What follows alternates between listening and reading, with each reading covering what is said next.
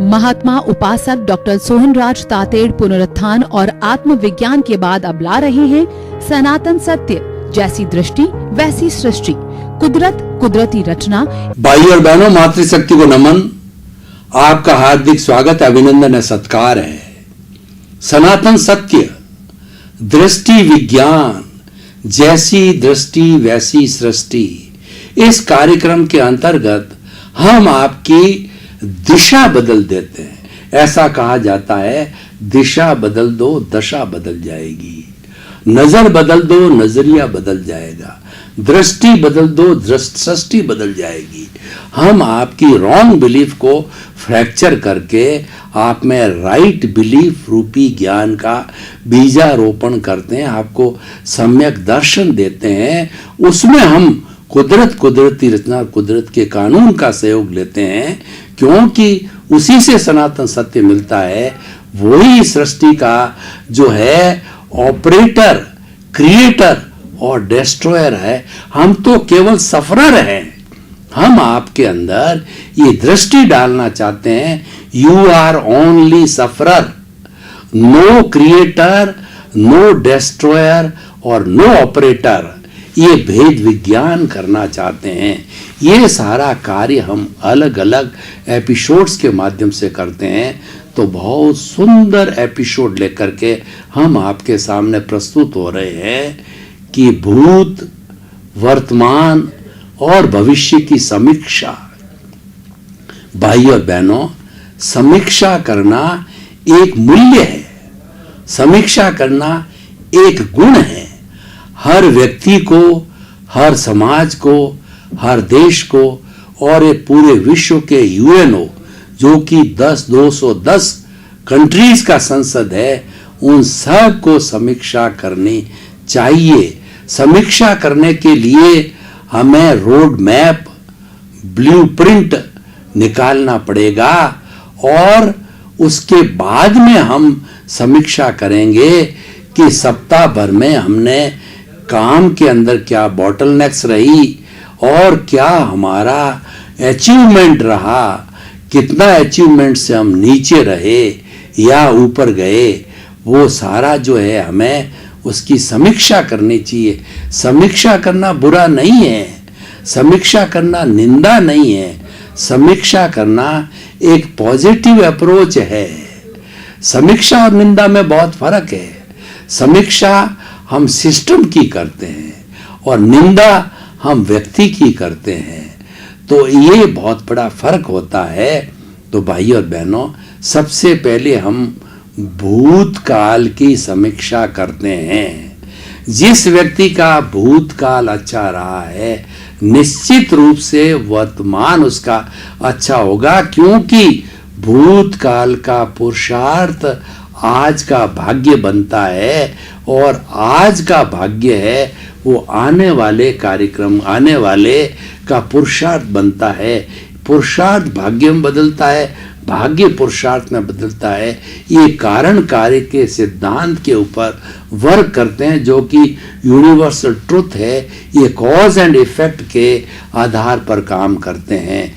तो हम भूत, वर्तमान और भविष्य को खंड के रूप में, जो अखंड के रूप में समझें। वैसे ये खंड है, भूतकाल का खंड अलग है, वर्तमान का खंड अलग है और भविष्य का खंड अलग है।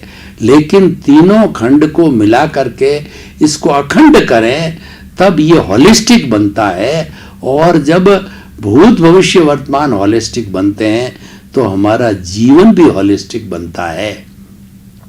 तो पहले हम भूतकाल की समीक्षा करें, मतलब भूत, वर्तमान और भविष्य की समीक्षा कैसे की जाए, मैं आपको उदाहरण के तौर पे बताना चाहता हूं कि देखिए, वर्तमान समय के अंदर मैं सोहन राज नाम का ये पुतला हूं, जो कि यह रिलेटिव रूप से नामधारी है और देहधारी है और पैकिंग रूप में नाम इसका सोहन राज है, इसके शरीर है और ये चमड़ी इसकी पैकिंग है।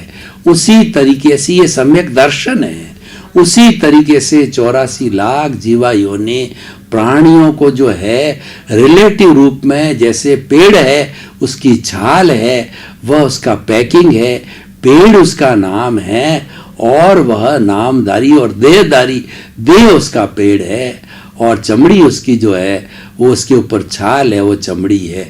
लेकिन रियल व्यू से उसके भीतर विराजमान शुद्ध आत्मा भगवान को निर्दोष दृष्टि से दर्शन कर उसको नमन करो। 84 लाख जीवा योनि के प्राणी जो उत्पत्ति स्थान हैं और प्राणियों की संख्या, जीवित प्राणियों की संख्या असंख्य अनंत है, उन सब के भीतर में एक सा परमात्मा विराजमान है मूल रूप के अंदर। उसमें भूत में, भविष्य में, वर्तमान में हम समीक्षा करें तो कोई फर्क नहीं आता है। तो हमारे चेतन की तो ये समीक्षा हो गई, खाली इसको जो है हमें अपने ध्यान में रखना है। ये ध्यान में रखना रियल पुरुषार्थ है।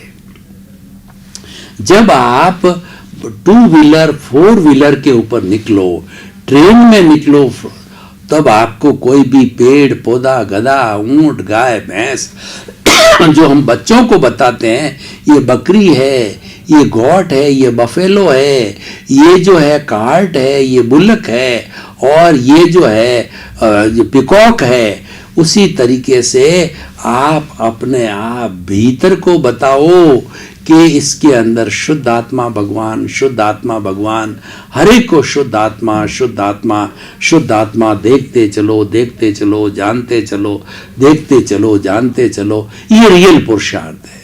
जब इसको आत्म तुलावत मानते लगने लग जाते हो तो आप अपने आत्मा के खाते में, प्रभु के खाते में रहते हो, उसके अकाउंट में रहते हो, भीतर रहते हो। आप भीतर जो है रहते हो, ये आपका रियल पुरुषार्थ है। चेतन के साथ रहना रियल पुरुषार्थ है और शरीर जो जड़ है उसके साथ रहना, तन्मयाकार होना, ये रिलेटिव पुरुषार्थ है। मन वचन का, मैं बुरी प्रवृत्ति की बात नहीं करता हूं। बुरी प्रवृत्ति तो त्याज्य है। 3 चीजें हैं, एक तो गे, हेर, उपादेय। 3 चीजों का हमेशा ध्यान रखो कि संसार के अंदर अच्छी चीज हो, बुरी चीज हो, सभी जानने योग्य है, उसको गेय कहते हैं। और फिर उसके बाद में ये आपने जान लिया, वेश्यालय जान लिया आपने, मदिरालय जान लिया आपने जेल को जान लिया, तो ये है, ये छोड़ने योग्य है। अब उपादेय को जानना लिया आपने कि सत्य बोलना उपादेय है, बोलना चाहिए।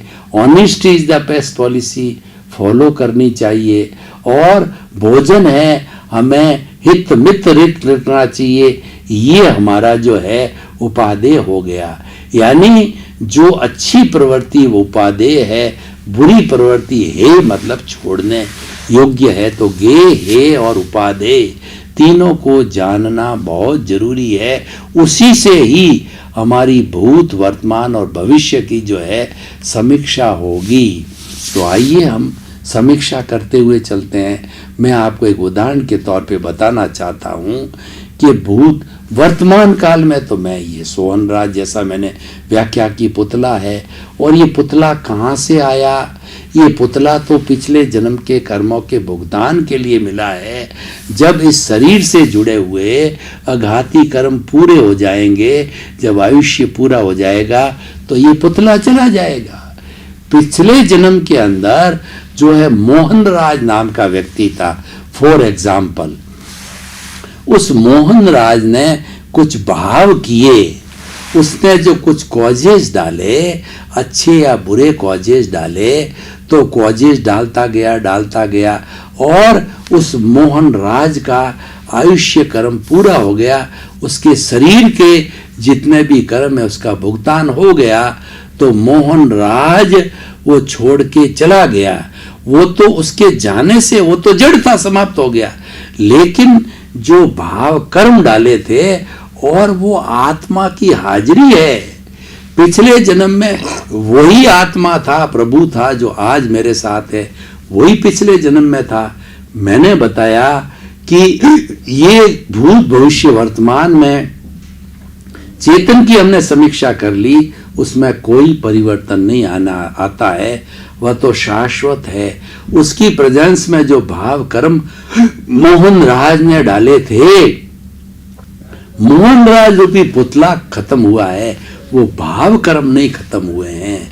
तो जो चार्ज प्रतिष्ठित आत्मा बनी थी, उस चार्ज प्रतिष्ठित आत्मा के कारण और आत्मा की हाजिरी के कारण इस जन्म के अंदर उसने भाव डाले थे कि मेरे सोहन राज मेरा नाम होना चाहिए, मेरे ये माता, ये मिता, ये पत्नी, ये बेटे, ये मेरा व्यवसाय होना चाहिए और मुझे प्रवचन देने का मौका मिलना चाहिए। वो मिल रहा है, प्रवचन दे रहा है पुतला। वो भाव कर्म थे, वो द्रव्य कर्म के अंदर परिणत हो गए और ये जो है अघाती कर्म जो है, ये भुगतान फिर सोहन राज भुगत रहा है। ये सारा उसका डिस्चार्ज चल रहा है, जो कि जड़ है और वो संयोग वियोग के अधीन है। वो कुदरती रचना और कुदरत के कानून से संचालित होता है। उस पे आपका कोई बस नहीं, कोई कंट्रोल नहीं है, क्योंकि कुदरत ही क्रिएटर, ऑपरेटर और डेस्ट्रॉयर है। ये मोहन राज सफरर था, सोहन राज सफरर है। शुद्ध आत्मा भगवान बैठा वो सफरर नहीं है, वो तो सब सीमाओं से परे है, क्योंकि उसके जो कुदरत के जो कि जड़ से बनी हुई है, जो कि प्रकृति है, उस पर जो है कानून लगते हैं।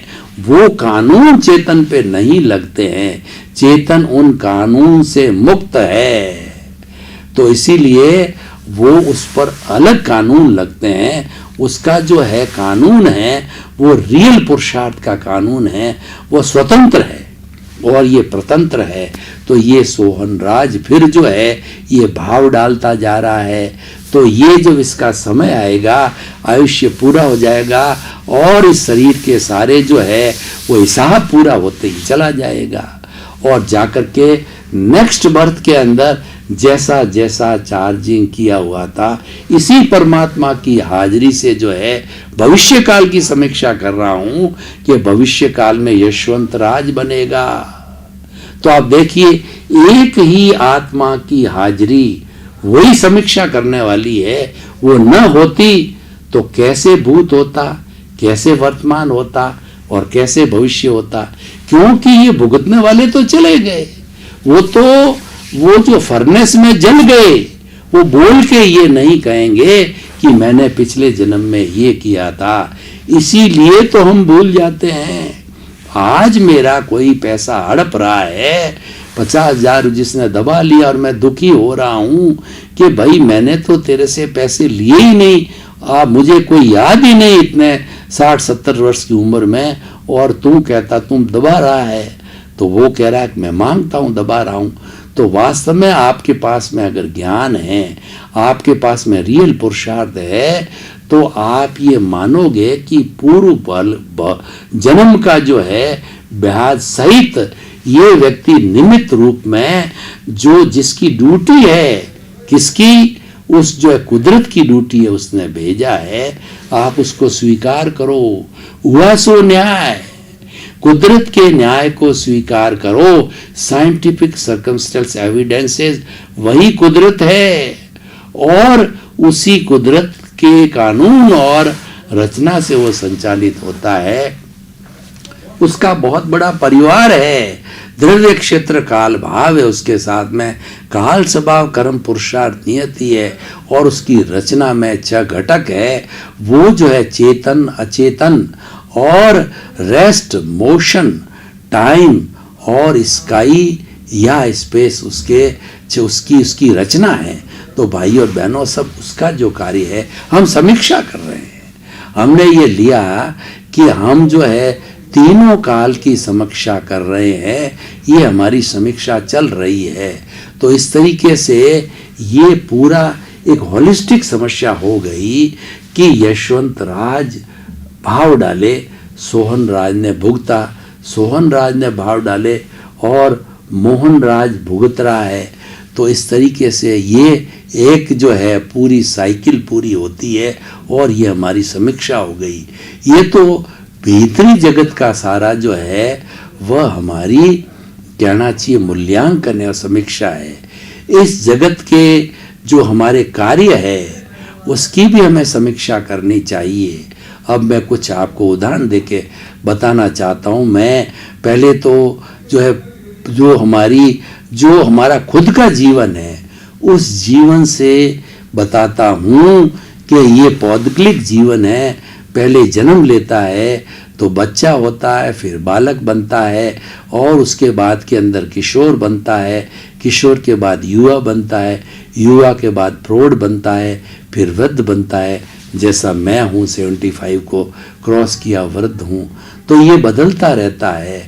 तो इसके बदलाव के साथ में आप समीक्षा करते रहिए कि मैंने क्या क्या गलतियाँ की, भूतकाल भविष्य वर्तमान। मतलब मेरे 75 साल का जो गया समय है वो भूतकाल है। भूतकाल का अर्थ हुआ कि मैंने जो है जितने भूतकाल के अंदर स्टडी की और स्टडी करके उस समय तक मैं यहाँ तक पहुँचा, तो मेरी क्या क्या गलतियाँ रही भूतकाल में, उन गलतियों को वर्तमान में पुनरावृत्ति न हो उसको सुधारना, ये समीक्षा होगी हमारी भविष्य की और वर्तमान की। और वो गलतियां मैं जो है भविष्य काल के अंदर और न करूं, ये भी एक समीक्षा होगी। तो तीनों हम मिलकर के समीक्षा करें। और वो समीक्षा कैसे होती है कि हम कोई भी दृढ़ संकल्प के साथ चलें, हम किसी एम के साथ चलें। हमें जीवन में एमलेस कभी नहीं रहना चाहिए। जो व्यक्ति एमलेस होगा वो क्या समीक्षा करेगा, क्योंकि समीक्षा तो एम के साथ होती है। एम जब होता है तभी हमारी प्लानिंग होती है, तभी ब्लूप्रिंट रोड मैप बनता है और उसके तहत जो है हम बॉटलनेक्स निकालते हैं, समीक्षा करते हैं। एम ही नहीं है तो हमारी प्लानिंग बढ़ ही नहीं सकेगी और ऐसे लोग जीवन में सफल नहीं होते हैं। जैसे मैं आपको समीक्षा की बात कहूं कि आपके मान लीजिए 3 बच्चों के जन्म हो गए, तो आपको पता है कि इनके पैरों पर खड़ा होना है, तो आप समीक्षा कीजिए।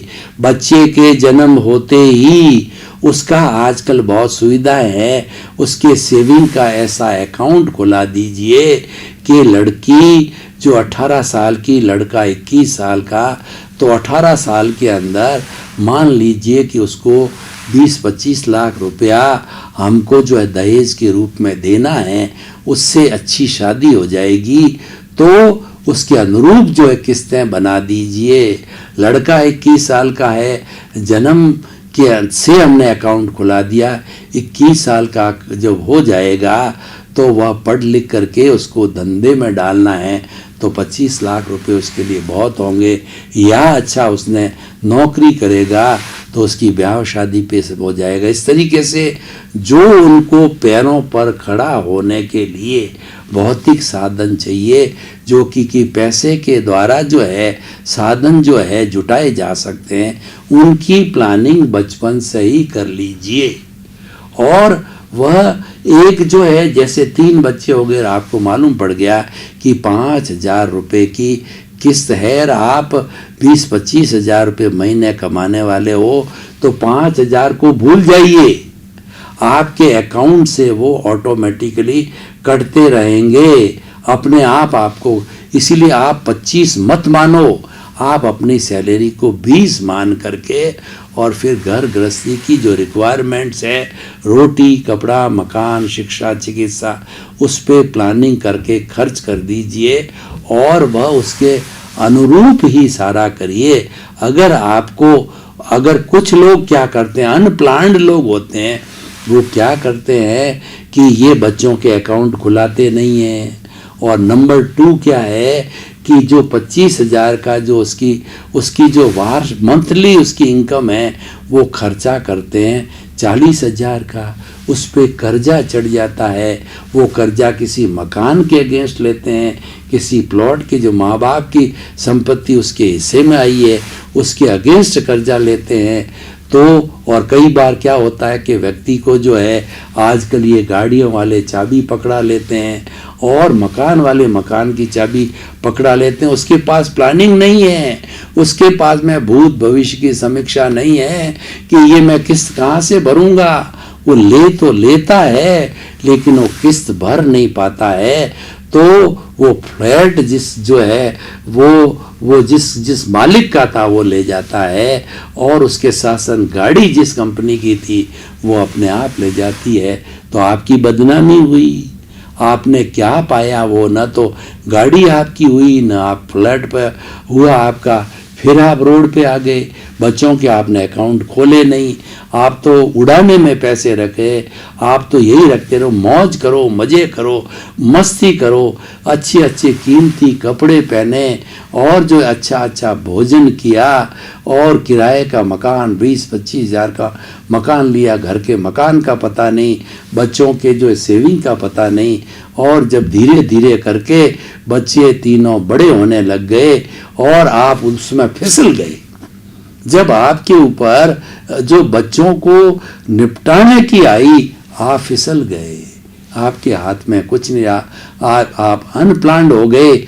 ऐसे लोग कई बार सुसाइड कर लेते हैं और ऐसे बच्चे बेचारे जो है परेशान होकर के लव मैरिज कर देते हैं, कोई किसी के पास चला जाता है और ऐसे बच्चे जो है अपराधी भी बन जाते हैं। समाज के अंदर जितने भी अपराध आते हैं उसमें माँ बाप का बहुत बड़ा रोल होता है। माँ बाप प्रारंभ से समीक्षा नहीं करते, अपनी भूत भविष्य और वर्तमान की समीक्षा नहीं करते कि मुझे मेरा जीवन कैसे चलाना है, मेरे पास में अर्निंग के क्या रिसोर्सेज है और मुझे किस तरीके से चलना है। वो अंधेरे में रहते हैं, वो अज्ञान में रहते हैं। अज्ञान को अंधेरा कहा है। आप देखिए, अगर आप किसी कमरे के अंदर अंधेरे में चले जाओ, आपका सिर फूट सकता है, आप गिर सकते हो, किसी चीज से टक्कर खा के आपके फ्रैक्चर हो सकता है। तो उसी तरह से अज्ञान अंधेरा है, जिसको हम राजस्थानी में कहते हैं कि धूल में लठ मारना। अरे धूल में लठ मारने से क्या होगा? आप तो लठ वहां मारो कि कोई चीज आपको वाकई तोड़नी है तो वहां लठ मारो, तो कोई अर्थ है। जैसे आपका भूसा है, मान लो अनाज निकालना है तो वहां लठ मारो ना, तो उसका उपयोग होगा। धूल में लठ मारने का मतलब होगा वेस्टफुल, अज्ञान, useless, wastage of planning, wastage of the time, wastage of the money. हमारे कोई भी काम करने के लिए भाई और बहनों समय, श्रम और धन, 3 चीजों की आवश्यकता होती है। उदाहरण के तौर पर देखिए कि जो है आज मेरे को यहाँ से ऑफिस जाना है, मान लो घर से ऑफिस, तो उसके लिए 15 मिनट का जो है स्कूटर पे जाने का समय चाहिए। और दूसरी बात है, धन का मतलब ये है पेट्रोल चाहिए। वो बिना पर्स में पैसे के कहाँ आएगा? आजकल पेट्रोल भी बहुत महंगा है। और समय, और मुझे श्रम करना पड़ेगा, मुझे नहा धो करके और अपना ड्रेस, जो मेरा ड्रेस कोड है ऑफिस का, वो पहन करके और मुझे स्कूटर पे बैठना पड़ेगा। हर हमारी संसार जगत की प्रवृत्ति करने के लिए समय, श्रम और धन की आवश्यकता, इसका नियोजन करना आना चाहिए। हमको भूत भविष्य वर्तमान की समीक्षा रोज करनी चाहिए। बीते कल की समीक्षा वो भूत हो गया और वर्तमान का समय है वो वर्तमान की समीक्षा, आने वाले कल की समीक्षा करनी है कि कल मुझे क्या करना है। वो प्लानिंग आज ही करो। इसीलिए कहा गया है कि काल करे सो आज कर, आज करे सो अब, और पल में परलय होगी बहुरी करेगा कब। जो लोग फेल क्यों होते हैं? वो लोग फेल होते हैं, वो ऐसा कहते हैं, ऐसा समझते हैं, ऐसी प्लानिंग करते हैं, ऐसा कार्य करते हैं कि आज करे सो काल कर, काल करे सो परसों। अब इतनी जल्दी क्या पड़ी है, अभी जीना है बरसों। अरे भैया, कोरोना का समय है, अगला जन्म आए या ना आए, अपनी सब चीज को व्यवस्थित रखो। भाई और बहनों, आपका बहुत बहुत धन्यवाद। आप हमारा सनातन सत्य कार्यक्रम देख रहे हो, हमको बराबर फीडबैक मिल रहा है, आपकी लाइक्स आती है और हमको मालूम पड़ता है, आपके क्वेश्चंस आते हैं, आपकी समीक्षा आती है। उसी के अनुरूप जो है हम आपके नए नए एपिसोड्स बनाते हैं। तो आप जुड़े रहिए और हमारे पर्दे के पीछे लिखा हुआ ईमेल आईडी और हमारी वेबसाइट और हमारा जो है मोबाइल ऐप पे अपने जो सुझाव डालते रहिए, ताकि हम आपकी अच्छे अच्छे एपिसोड्स के माध्यम में सेवा कर सकें। सर्वे भवन्तु सुखिनः, सर्वे सन्तु निरामया। इसी क्रम में आपका जीवन आनंदमय हो, मंगलमय हो। आपके प्रति बहुत बहुत शुभकामनाएं। महात्मा उपासक डॉक्टर सोहनराज तातेड़ पुनरुत्थान और आत्मविज्ञान के बाद अब ला रहे हैं सनातन सत्य, जैसी दृष्टि वैसी सृष्टि, कुदरत कुदरती रचना।